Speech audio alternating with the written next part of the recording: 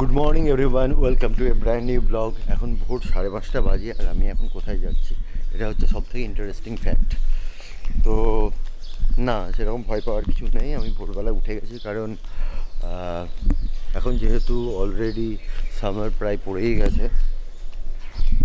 সেই জন্য সকাল সকাল উঠে পড়ছি। আদারওয়াইজ এতদিন তো শীতকাল ছিল, উঠতে পারতাম না, ঠান্ডা লাগতো প্রচণ্ড। তো এনিওয়েজ সকালবেলায় উঠে আমি একটুখানি মর্নিং ওয়াকে বেরিয়েছি, আর সেরকম কোনো ব্যাপারই নয়।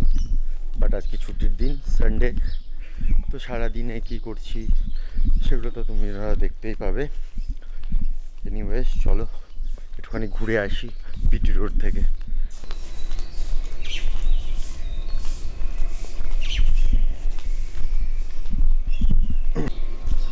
এখনও সূর্য মামা উদয় হয়নি, যাই হোক, বাট আলু ফুটে গেছে অলরেডি। বেশ ভালোই লাগে সকালবেলায় মর্নিং ওয়াকে বেরিয়ে।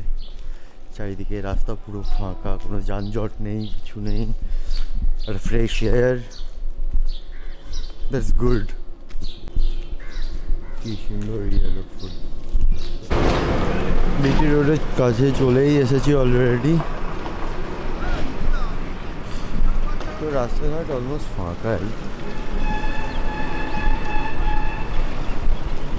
যায় ওখানে চায়ের দোকান অলরেডি খুলে গেছে। তো মর্নিং ওয়াক মোটামুটি কমপ্লিট, আবার বাড়ি ফিরে চলে আসছি। সূর্য উঠে গেছে অলরেডি। তো বাড়ি গিয়ে একটু যাবো আমি ছাদে, কারণ সকালবেলায় ছাদে উঠে বেশ ভালোই লাগে। কয়েকদিন ধরে এটা এক্সপিরিয়েন্স করছি, তোমাদেরকেও দেখাচ্ছি, আই থিঙ্ক সবারই ভালো লাগে।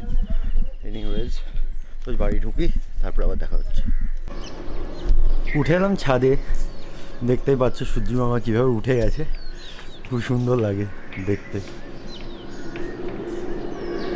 পরিবেশটাই একটা আলাদা, ব্লু স্কাই, চারিদিকে পাখি ডাকছে, কোকিল ডাকছে, খুবই ভালো লাগে সকালবেলায় ছাদে উঠতে।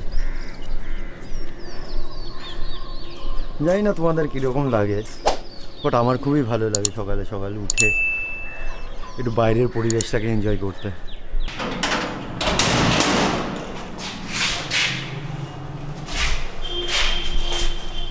আজকে সানডে, দেশপ্রিয় সকাল থেকে তোমাদের সাথে অনেক কিছুই শেয়ার করেছে, কিন্তু আমি ঘুমিয়েছিলাম, আমি উঠিনি, আজকে একটু লেট করেই উঠেছি। আর এখন তো একটু বেলা হয়েছে, 8:10-15 মতো বাজে। আর এখন আমরা আজকে একটু যাচ্ছি বাজারে। এখন থেকে আস্তে আস্তে আবার টুকটাক মাঝে মধ্যে একটু বাজার যাব ভাবছি, তাহলে আহিরও একটু ঘোরা হবে। নর্মালি তো এমনি বেরোনো হয় না, আর ও বাড়ি থেকে বেরোতে বেশ ভালোই বাসে, তো ওর জন্য যাচ্ছি বাজারে। দেখো কে আসছে, দেখো কি যে করবো রে আহি। কাকে দেখে অমনি করছে তো বলো তো? ডগিটাকে দেখে অমনি করছো। দরজাটা বন্ধ করে দিই, দাঁড়াও।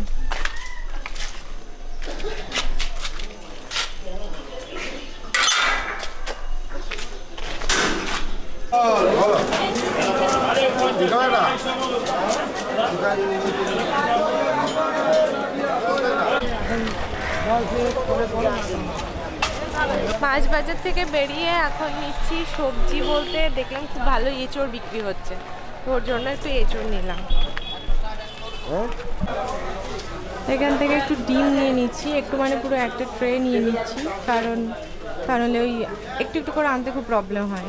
কিরে আহি, এই তাকাচ্ছেই না। সকালে বাজার থেকে বাড়ি ফিরে অনেক কিছু পেন্ডিং কাজ ছিল, যেগুলো কমপ্লিট করতে করতে মোটামুটি দিন শেষ হয়ে গেল আজকে। আর তারপর আমার ব্লগ এডিটিং করা, পোস্ট করা, যে যে কাজগুলো থাকে সেগুলো সব কমপ্লিট করেছি। আর এখন বাজে 8:15, এখন সন্ধ্যা 8:15। সেই সকাল থেকে আবার মানে সকালে বাজারে গিয়েছিলাম প্রায় 9টা 9:30, সেই সময় থেকে আবার প্রায় 12 ঘন্টার একটা বড় গ্যাপ। তারপর এখন যাচ্ছি বাজারে। বাজারে আমাদের বেশ কিছু জিনিসপত্র কেনার আছে মুদির দোকানে, সেগুলো নেব। আর তারপর যদি সময় থাকে তাহলে একবার পার্লার যাব, ওখানে আইব্রোটা সেট করতে হবে, তো যার জন্য যাব। তো চলো এখন বেরোই, আর বাড়িতে টাইম ওয়েস্ট করলে হবে না, কারণ অলরেডি আমরা অনেক লেট, 8:15 বেজে গেছে, আসতে নিতেই অনেক রাত্রি হয়ে যাবে, 9:30 তো বেজে যাবেই। আর আহি বেরিয়ে গেছে ওর বাবার সাথে, কিন্তু চিৎকার করে কাঁদছে। ফ্যান চালিয়ে দিলাম, ভুল করে ফ্যান সব চালিয়ে দিচ্ছে, এখনো পর্যন্ত এই বাড়ির সব সুইচগুলো শিখে উঠতে পারলাম না। ছোলা চলো, হ্যাঁ ওর জন্য আর অসুবিধা হয়।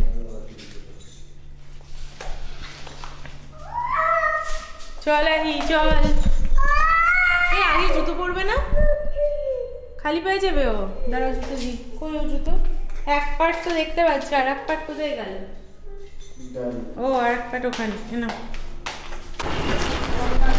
ফুচকা দোকান খোলা রয়েছে, অনিশা ওইদিকেই এগোচ্ছে আস্তে আস্তে। চলো একটা দুটো ছেড়ে তো না, রোজ শুধু এমনি নিয়ে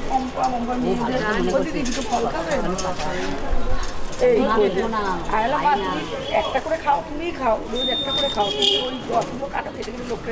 ফুচকাওয়ালার থেকে ফুচকা অনিশা খেলো, তারপরে আমার জন্য একটা কি জানো বলে আলু কাবলি অর্ডার করলো। হ্যাঁ আমি তা সেই ভাবলাম যে আমি খাচ্ছি আর ও দাঁড়িয়ে দেখলে, তো একটু খাক। এবার ব্যাপারটা হলো, সেই আলু কাবলিটা খেয়ে আমার আপাদমস্তক জ্বলছে, আমি পুরো শেষ, এত ঝাল ছিল। আরে আমারও জ্বালা করছে। তোমার জ্বালা করছে মানে তুমি এইরকম জিনিস দিলে কেন আমাকে, যে অ্যাকচুয়ালি আমিও তো জানি না যে এত ঝাল দিয়ে দেবে, ঝাল মানে একবারে মানে এক্সট্রিম লেভেল ঝাল, খুব ঝাল দিয়ে দিয়েছে। উফ, আমি এখনো মানে আমারই এত জ্বালা করছে, তাহলে তো ওর তো আরো কষ্ট আমি হবে, পুরো শেষ, আমি ঝাল বেশি খেতে পারি না এমনিতে, এখন অবস্থা খুবই খারাপ। যাই হোক, কি আর বলবো, জল নাকি জল, আমি পুরো শেষ। যে কাজের জন্য এলাম সেটাই হলো না, দোকানটা বন্ধ ছিল, তো যেগুলো এসেনশিয়াল কয়েকটা খুবই এমার্জেন্সি ছিল নেওয়ার, সেগুলো নিয়ে নিলাম অন্য দোকান থেকে, আবার কালকে বা পরশু আসতে হবে। বাড়ির সামনে মেলা হচ্ছে, তো রাস্তা দিয়ে যাচ্ছিলাম, আমার দোকানে তো কাজ হলো না, তো এবার যাই ঘুরে আসি। মেলা বসেছে সুন্দর, পুস্তক আর ছোট স্মল ম্যাগাজিন মেলা,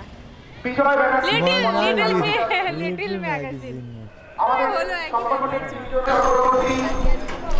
শ্রী সুকুমার দে এবং শ্রী তপন মণ্ডল, আপনারা তিনজনই একটু মঞ্চে চলে আসবেন। মৃণাল চক্রবর্তী, তপন মণ্ডল এবং সুকুমার দে, প্রত্যেকটা সংগঠনেরই কয়েকজন সংগঠক থাকেন, যাদের অক্লান্ত পরিশ্রম, অক্লান্ত শ্রমে কোনো একটা অনুষ্ঠান, কোনো একটা উৎসব সফল হয়ে ওঠে।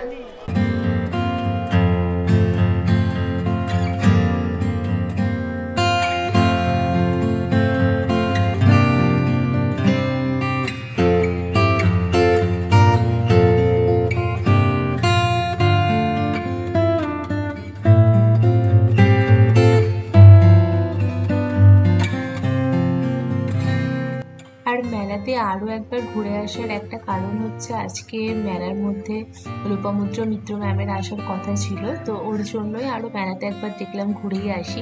আর মেলাতে ঢুকেই শুরুতে তাকেই দেখতে পেয়ে গিয়ে আমি ভীষণ এক্সাইটেড হয়ে পড়েছিলাম, কিন্তু দেশপ্রিয় ক্যামেরা করতে করতে বুঝতেই পারিনি যে সামনেই মানে ওর পাশেই উনি দাঁড়িয়েছিলেন। তো যাই হোক, আমি খুবই এক্সাইটেড ছিলাম।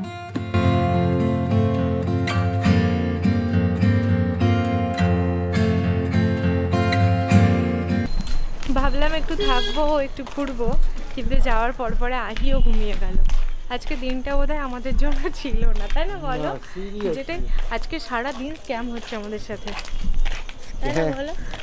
হ্যাঁ সিরিয়াসলি, একটা কথা বলা হয়নি, এচোরটা তুমি বলো তো। আজকে সকালে যখন আমরা বাজারে গেছিলাম, সেই গল্পটা তো বলা হয়নি। যখন বাজারে গেছিলাম তখন প্রথমে ঢুকে আমরা একটা জায়গায় জিজ্ঞেস করছি এচোর কত করে, বলছে 170 টাকা কিলো। আমি ওর জন্য বললাম না ছেড়ে দাও, 170 টাকা দিয়ে আর এঁচোড় খেতে হবে না, তার বদলে আমরা বরঞ্চ চিকেন খেয়ে নেবো। ওকে সেটা বললাম, আমি আগের উইকে সেটা 80 রুপিস কিলোতে নিয়ে হ্যাঁ।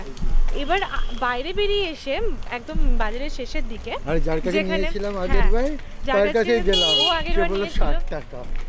তার কাছে গিয়ে যখন জিজ্ঞেস করছি এঁচোড় কত করে, সে বলছে 60 টাকা। এটা প্রথম স্ক্যাম। আর সত্যি ও মানে যে খারাপ এঁচড় বিক্রি করে তা নয়, ওর এঁচড়টা খুবই ভালো, একদম কচি এঁচড় বলতে যেটাকে বোঝায় সেই এঁচড়। তো যাই হোক, তো সেই স্ক্যাম হলো। দেশপ্রিয়ের ফোন খারাপ হয়ে গেল, আহি ফেলে পুরো ডিসপ্লে খারাপ হয়ে গেল। তারপর এখন আবার বাজার দোকান সব বন্ধ, মেলায় ঘুরতে গেলাম, মেলাতেও আহি ঘুমিয়ে গেল। দিনটা আমাদের জন্য নয়, আজকে দিনটা মেবি আমাদের জন্য নয়, ছিল না।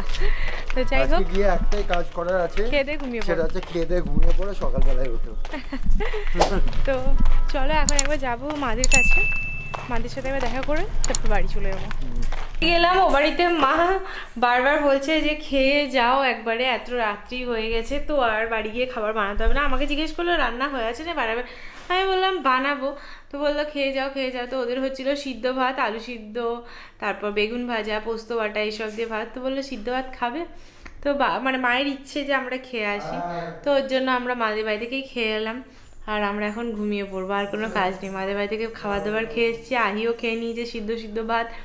তো আমরা এখন ঘুমিয়ে পড়বো। রাত্রি 11:30 বাজে, এখনই বাড়ি ফিরলাম। 5 মিনিটের জন্য গিয়ে এতক্ষণ বসে এলাম। আসলে আহি গেলে অনেকটা টাইমও মানে মা একটু ওকে কাছে রাখতে চাই, তো ওর জন্য একটু বসেই গেলাম, একটু গল্প টল্প করলাম। তো চলো ফ্রেশ হয়ে নিই, শুয়ে পড়ি। আর কালকে সকাল সকাল নিশ্চয়ই একটা নতুন ব্লগের সাথে আবার খুব তাড়াতাড়ি দেখা হবে।